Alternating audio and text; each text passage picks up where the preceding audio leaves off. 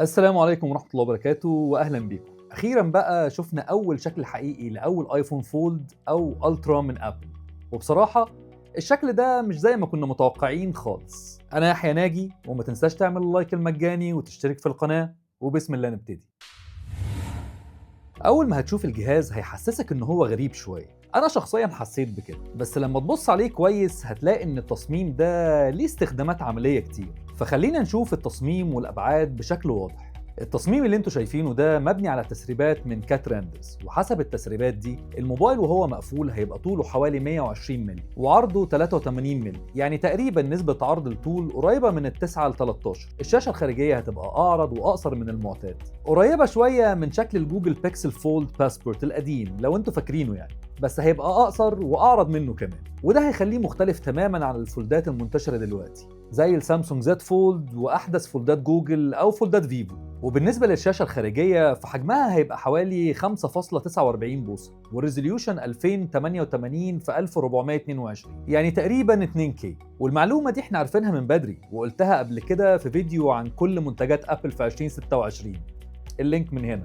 كلنا طبعا كنا فاكرين ان حجم الشاشه هيبقى قريب من الايفون اكس، لكن لا، ده مختلف تماما. لما تفتح الموبايل بقى الشاشة الداخلية هتبقى كبيرة وعريضة بحجم 7.7 بوصة، والريزوليوشن هيبقى تقريبا 1920 في 2700، يعني قريب قوي من نسبة 4 و3، وده في الاستخدام الحقيقي ممكن يعمل فرق كبير. يعني الفرجة عموما هتبقى أحسن، والفيديوهات والأفلام هيبقى فيها بلاك بارز أقل بكتير، وبعد ما الموبايل يتفتح الشكل مش هيبقى مربع ومضغوط، الشكل العام كله هيبقى قريب جدا من الايباد ميني، وهي دي النقطة اللي عايز اتكلم فيها. وغالبا دي استراتيجية ابل الاساسية، لان لو نسبة العرض قريبة من الايباد ميني يبقى سوفت وير الايباد وتطبيقات الايباد كلها هتشتغل بسهولة على الموبايل الجديد ده، وده طبعا هيسهل على ابل موضوع السوفت وير بشكل كبير جدا. لعبوها بتصيغة على الحقيقة، لان كده ابل مش هتحتاج مجهود كبير في تحديث السوفت وير، وكمان مطوري التطبيقات مش هيتعبوا عشان يخلوا تطبيقاتهم متوافقة مع الايفون فولد الجديد.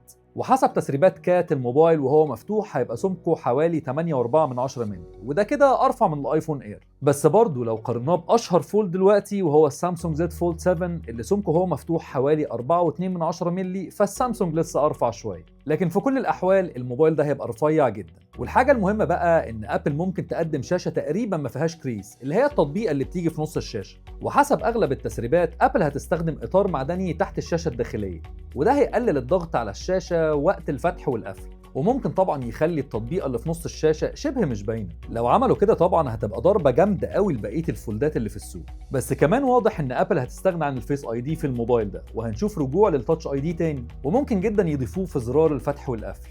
طب ايه السبب؟ السبب يا سيدي انهم لو استخدموا الفيس اي دي فلازم يبقى موجود على الشاشه الخارجيه والشاشه الداخليه في نفس الوقت، وده من وجهه نظرهم مش هيبقى عملي خالص. فعشان كده الاقرب ان التاتش اي دي هيرجع والفيس اي دي مش هيبقى موجود. ومن قدام الشاشه الخارجيه هتبقى فيها بانش هول مش دايناميك ايلاند زي اللي احنا متعودين عليه في الموبايلات. اما الشاشه الداخليه فابل غالبا هتستخدم كاميرا تحت الشاشه بدقه 24 ميجا بكسل، ومن الظهر هيبقى فيه كاميرتين 48 ميجا بكسل، واحده وايد وواحده الترا وايد، يعني كده المجموع هيبقى 4 كاميرات في الموبايل الفولد ده. فلو انت مهتم بالابل فولد فياريت تجهز من دلوقتي 2000 ل 2500 دولار، عشان متوقع ان الموبايل هينزل في سبتمبر 2026 مع سلسله الايفون 18. وفي الاخر بقى قول لي رايك في تصميم الايفون فولد، حاسس انه غريب ولا عجبك التصميم؟ حاسس انه هينجح؟ قول لي بصراحه. ويا ريت ما تنساش تعمل لي لايك وسبسكرايب وتتفرج على الفيديوهات اللي فاتت، هتلاقي فيها معلومات كتير قوي هتفيدك. وسلام.